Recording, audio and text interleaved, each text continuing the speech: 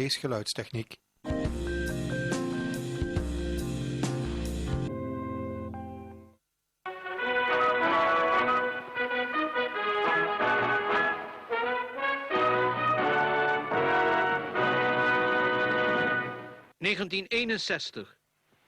Op de nachtredactie van een landelijk ochtendblad in Amsterdam heeft een der journalisten er kort voor carnaval de brui aangegeven. Hij leverde zijn laatste kopij af, deed onmiddellijk daarop zijn jasje aan en vertrok nog in diezelfde minuut, zonder boe of ba te zeggen, naar zijn geboorteplaats Roermond.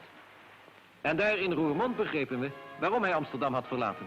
Men had hem voor dit jaar gekozen tot prins carnaval. Tij II begon zijn karwei per trein. Voordelig, maar niet vlug en niet veilig.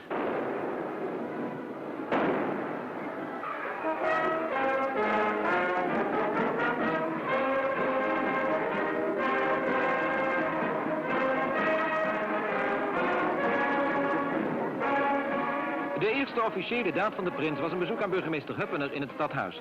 In tegenwoordigheid van de Raad van Elf, de hele hofhouding, de damesgarde en al die anderen die in zijn kielzog worden meegesleurd, werd Tij II als carnavalsvorst van Roermond begroet, waarna de burgemeester hem het bestuur over de stad in handen gaf.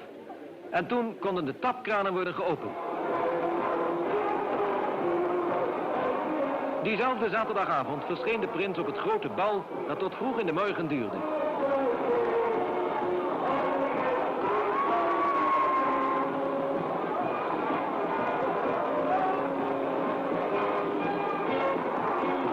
Onmisbaar in het gevolg van de prins is de geheimschrijver. De man die nauwkeurig bijhoudt wat er wordt verteerd, opdat de kastelein niet te weinig ontvangt en de thesaurier van de prins niet te veel betaalt. Een beetje slaperig zat Tij II de volgende ochtend in de woning van zijn ouders aan het ontbijt.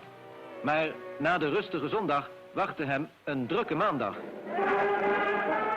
's Ochtends met het hele hof naar het sanatorium Hornerheide.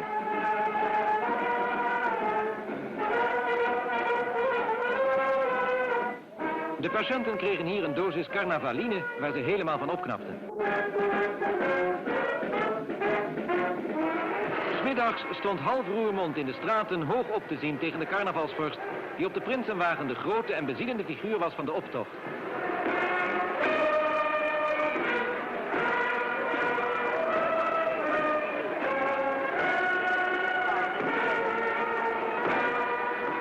Na de optocht blies de prins met zijn adjudanten voor een korte wijle de aftocht.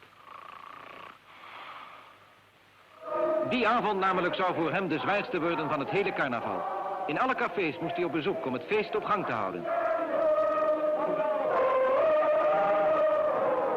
En elke keer als hij bijna op instorten stond, had de hofarts wel een geheimzinnig middeltje bij de hand om hem over het dode punt heen te helpen. En als herboren trok hij dan even later verder.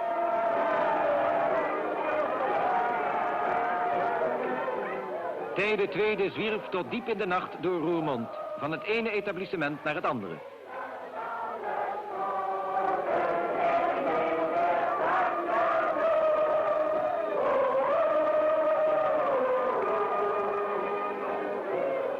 En zo liep carnaval ten einde. Als er één mens van deze dagen een kater heeft overgehouden, dan is dat zeker die Amsterdamse journalist, prins Tij II.